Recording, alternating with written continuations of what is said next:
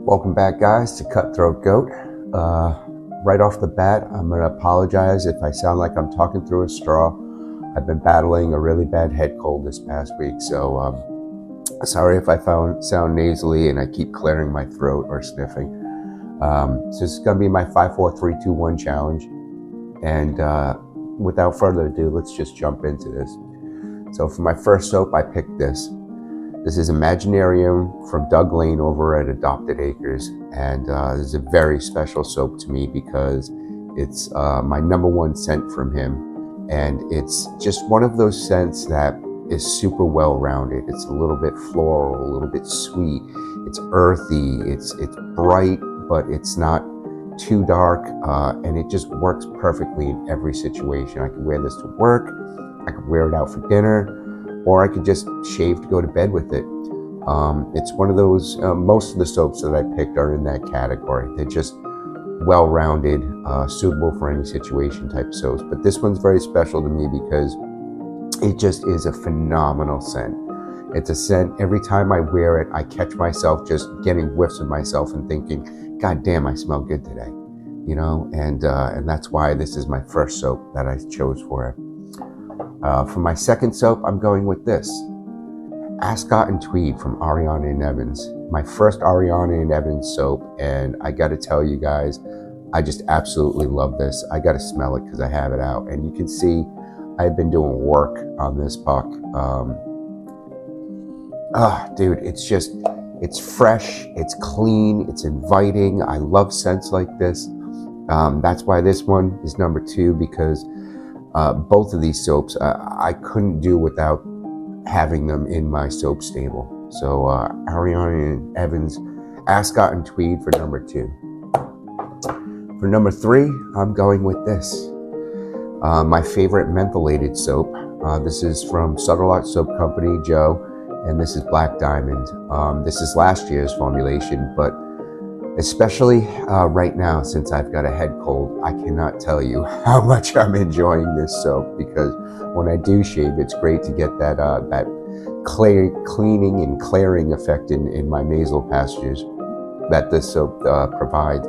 But not only that, this is a great balance. There is a great balance in this soap. It's got the right amount of mentholation.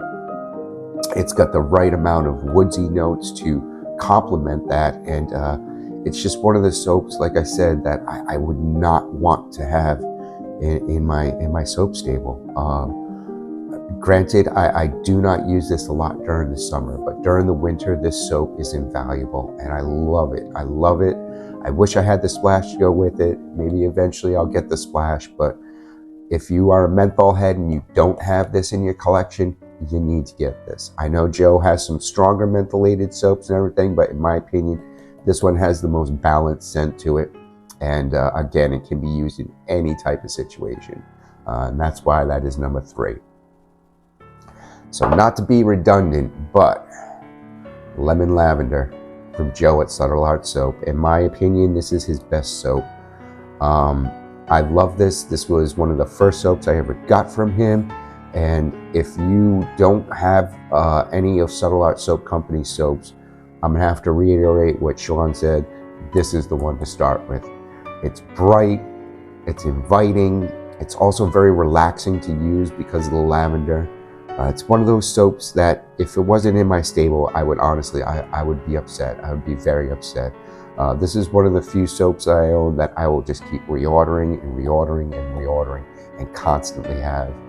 All these soaps really that I'm showing you, I will just keep reordering.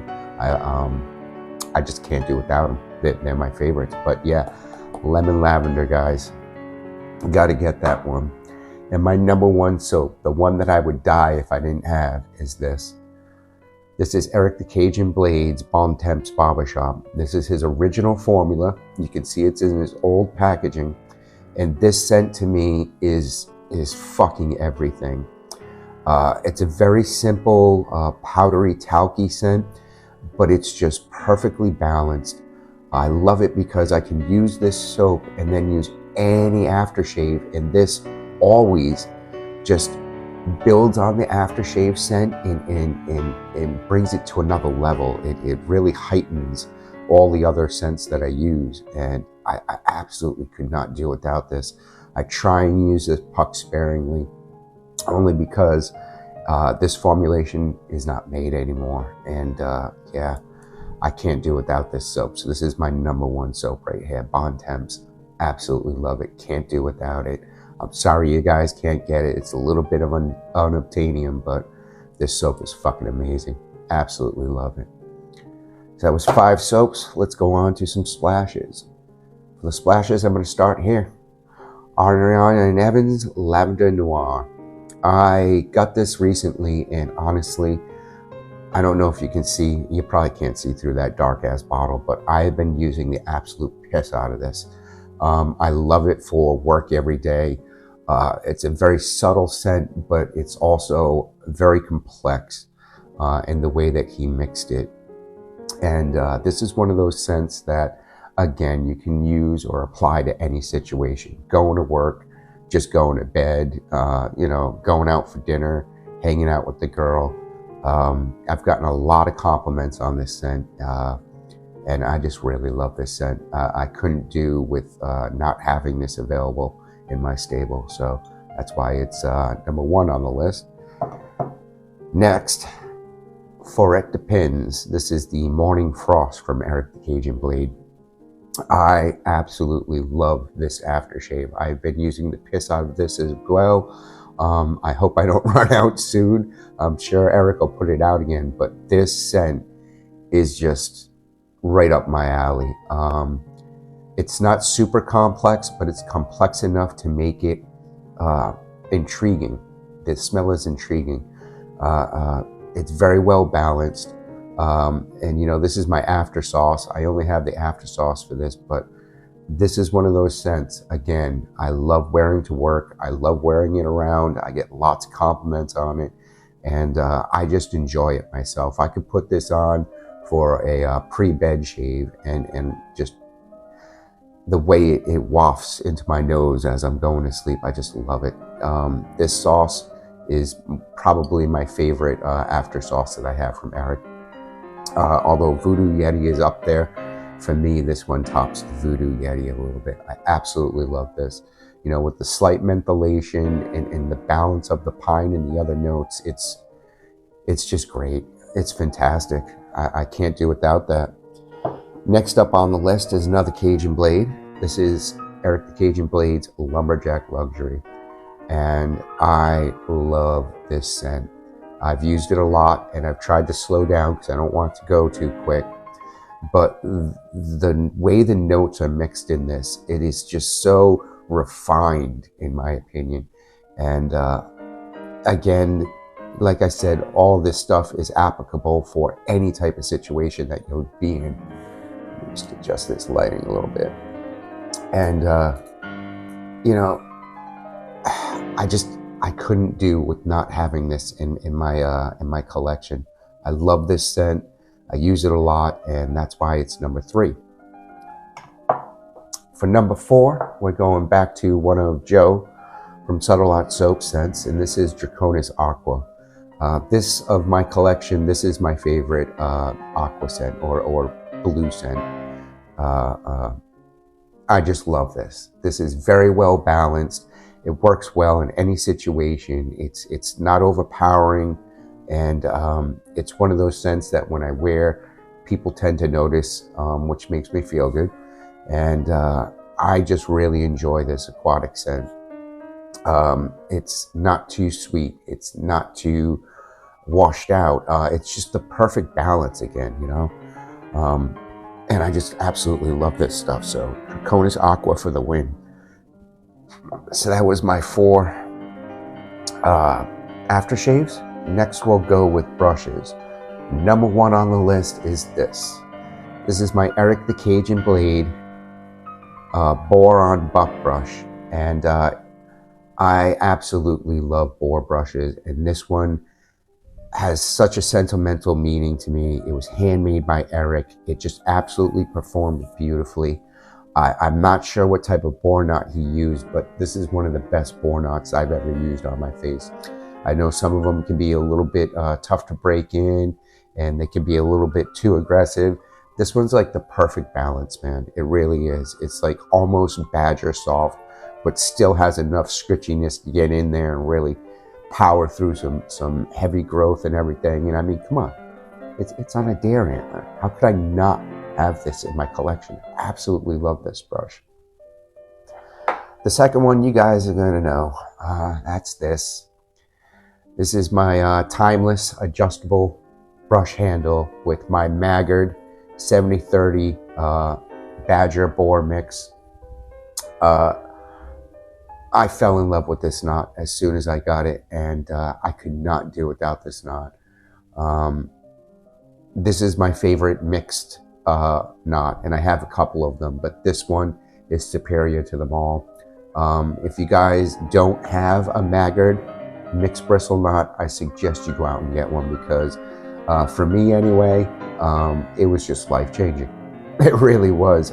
It stepped up the game of my shave a lot, and honestly, I mean, this timeless adjustable handle, I can't do without it.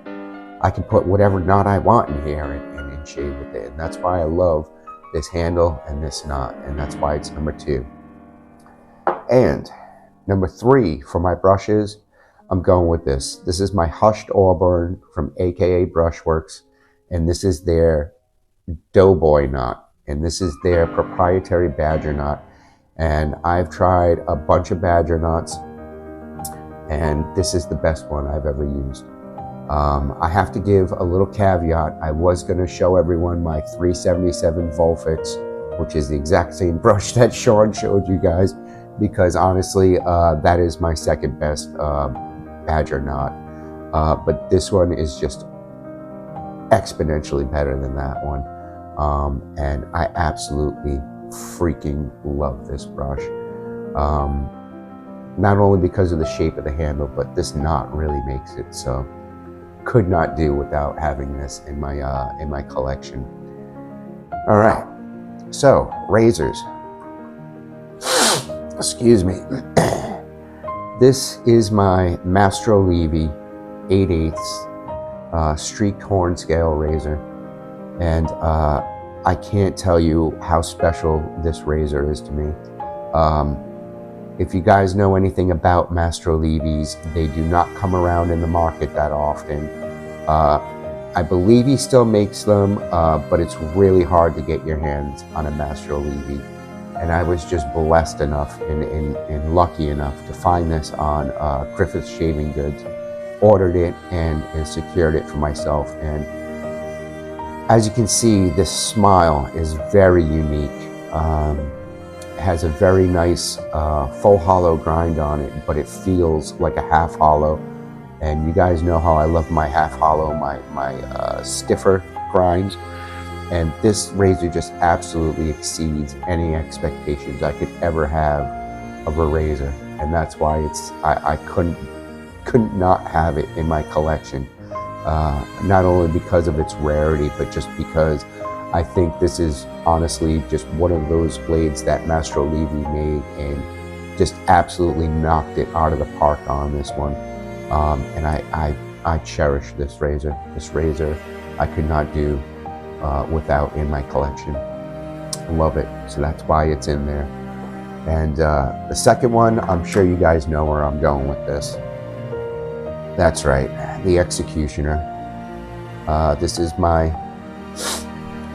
Wolf Blades Cutthroat Goat 8. I think this is closer to 9 or 10/8 Commissary. This is the best razor I own. It still is to this day. And it's just really hard to explain the shaving experience with this razor. That aggressive smile, the type of grind, which was a half hollow, the stiffness, the responsiveness, even though it's stiff, the feeling through the tang as you're shaving. This razor just exceeded all of my expectations when I got it. It still does every time I use it. I could not do without having this razor in my collection. This is my pinnacle razor.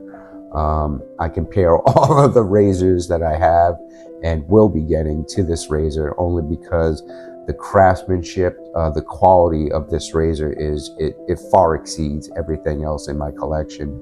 And yeah, I mean, I'm sure you know why I couldn't do without this razor, because it's the absolute bee's knees. Just put this back in its stand real quick. Sorry about the sniffing. I just don't want to drip boogers on my upper lip. And for my stone, I'm sure some of you were expecting me to whip out my Vermont or Kodacule, but I'm gonna have to go with this. This is my Shobudani J-Nat that I got from Eric the Cajun Blade. Oh yeah, look how beautiful that is. That Kama. Love this stone. This stone changed my life when I got it.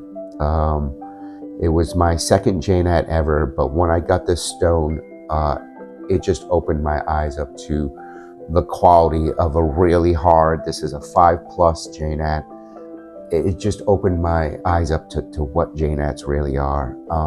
I had messed with other stones, and when I finally secured my own really high end, I guess you could say really hard, actually, I guess would be the correct terminology. When I got this really hard stone, it just absolutely changed my world. I was stoked that Eric gave me the opportunity to own this stone, and I'll tell you what, I could not do without having this in my collection. This is very precious to me, not only because it came from Eric, but just because of the quality of this stone. And it, you know, J-Nats, unlike Kodacules where you only need one stone, you know, J-Nats you need your Makawa Nagura, excuse me. But it's the one stone that can do everything. I could bevel set on this, I can finish on this, and just the sharpening experience on this stone is unlike any other stone I have. The tactile feedback from it, the way it finishes, it has a phenomenal finish on it. I couldn't do without this stone, so that's why this is my stone for the pick. But enough of me rambling on about my stuff. I want to thank you guys. I will be making videos soon. I have a new razor that's coming in the mail today, and hopefully by tomorrow this head cold releases a little bit, and I'll be able to do a good shave for you guys. Even though I look like Rudolph the Red-Nosed Reindeer right now, I'll do a shave for you guys, because I know, what was it, Greg Gallant called me out the other day. I haven't put out content, so try and get that out for you guys. But all right, who am I going to call out? I'm calling out Wes from Tennessee Whiskey Shaving, and I'm also going to call out Tim Shaves. Tim Shaves, I want to see your 5, 4, 3, 2, 1 challenge. All right, guys, Cutthroat Goat out. You all be good to each other.